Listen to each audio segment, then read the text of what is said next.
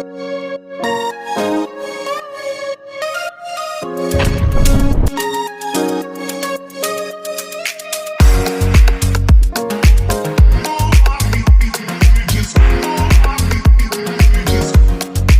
हिंद दोस्तों, आज की वीडियो में हम अंकगणित की आधारभूत प्रमेयिका के बारे में अध्ययन करने वाले हैं। अंकगणित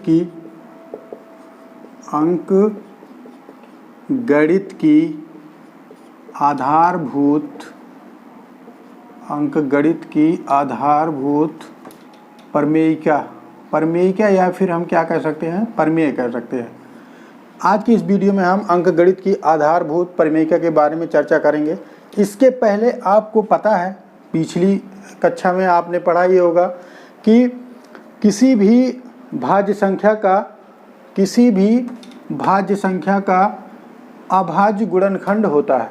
किसी भी भाज्य संख्या का अभाज्य गुणनखंड होता है।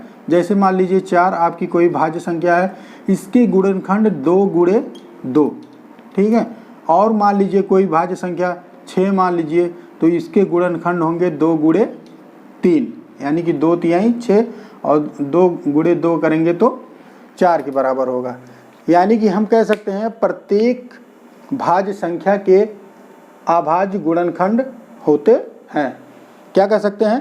प्रत्येक भाज्य संख्या के अभाज्य गुणनखंड होते हैं। कहने का मतलब ये है कि जो भी आपका भाज्य संख्या होगा तो उसके अभाज्य गुणनखंड होंगे। अभाज्य गुणनखंड पढ़ने से पहले आपको अभाज्य संख्या के बारे में पता होना चाहिए। अभाज्य संख्या किसे कहते हैं, ये आपको पहले वीडियो में बता दिया गया है कि अभाज्य संख्या वह होता है, एक से बड़ी वे संख्या है जो स्वयं से विभाजित हो और किसी अन्य संख्या से विभाजित ना हो।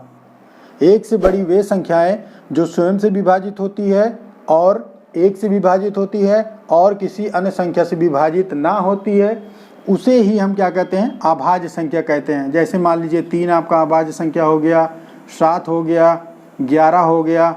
इस तरीके से अनगिनत अभाज्य संख्याएं होती हैं। जैसे मान लीजिए 3 सिर्फ आपका 1 से विभाजित होगा और किससे, 3 यानी कि स्वयं से विभाजित हो रहा है।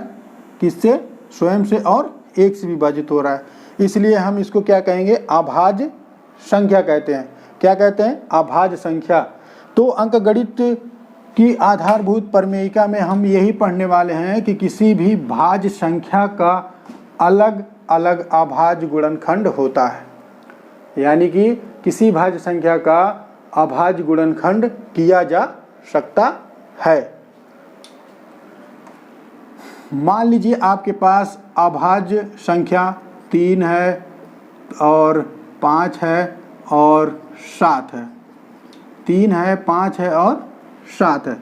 इसको आप संग्रह करके एक धनात्मक पूर्णांक, यानी कि एक बड़ा धनात्मक पूर्णांक संग्रह आप बना सकते हैं। कैसे? गुणा करने का कोई प्रक्रिया नहीं है। गुणा करने में आप अनगिनत गुणा का प्रयोग कर सकते हैं और संख्याओं का अनगिनत पुनरावृत्ति कर सकते हैं। जैसे मान लीजिए 3 का गुणा हम 5 में करेंगे तो 3 × 5 = 15, 15 × 7 = 105, 105 हो गया। 3 × 5 = 15, 7 = 105।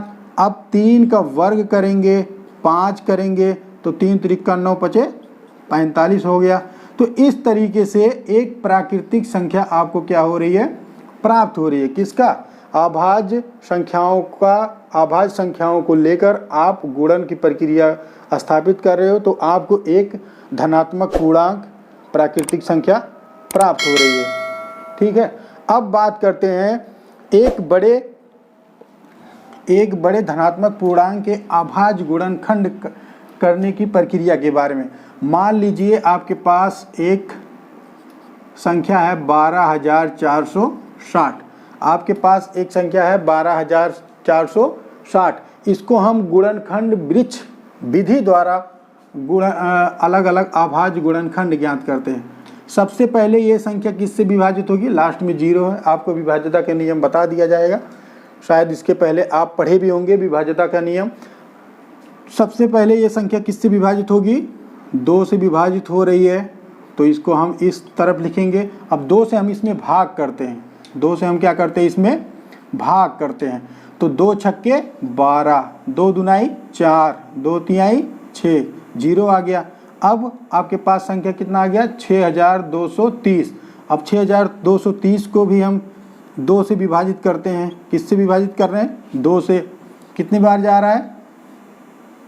2 तिहाई 6, 2 एकन्ने 2, 2 एकन्ने 2, 2 पंजे 10। अब देखिए आपका लास्ट में 5 है। अब तो किससे कटेगा? 5 से कटेगा। तो हम किससे लेके जा रहे हैं? 5 से लेके जा रहे हैं।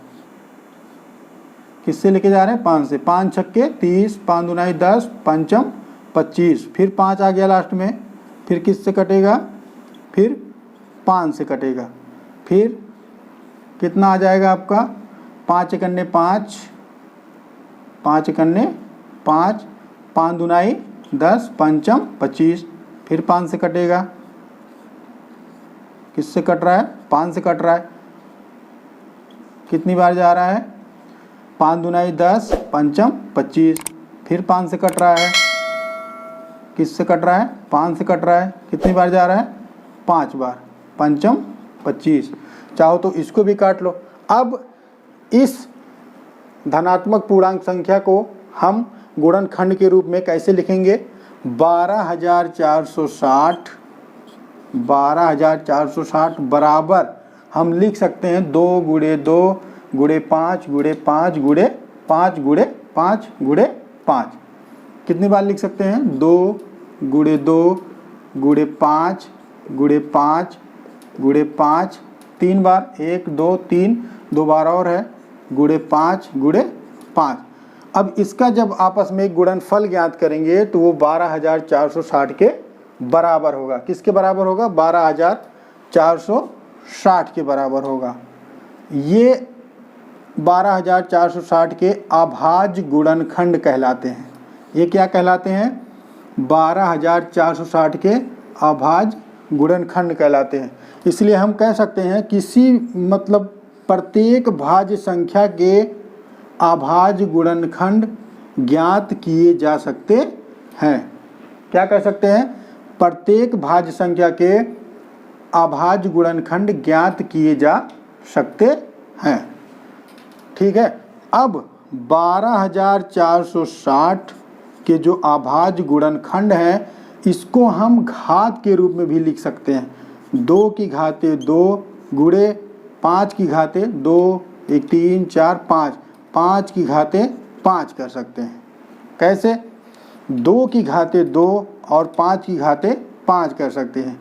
यही जो प्रक्रिया होती है, ये जो प्रक्रिया होती है घात की प्रक्रिया, इसी प्रक्रिया को यानी कि 12460 के हम 2 की घाते 2 गुणे 5 की घाते 5 लिख सकते हैं। यानी कि हम कह सकते हैं किसी पर मतलब प्रत्येक भाज्य संख्या के अभाज्य गुणनखंड के संख्याओं के घातों का गुणनफल उस भाज्य संख्या के बराबर होता है।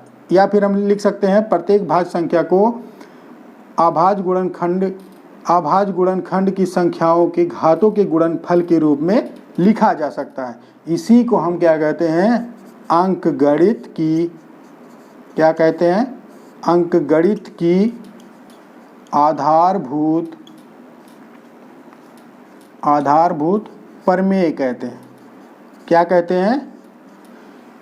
क्या कहते हैं? अंकगणित की आधारभूत प्रमेय कहते हैं। अंकगणित की आधारभूत प्रमेय कब कहते हैं? किसी मतलब प्रत्येक भाज्य संख्या को उसके अभाज्य गुणनखंड के संख्या के घातों के गुणनफल को हम क्या कहते हैं? अंकगणित की आधारभूत प्रमेय कहते हैं।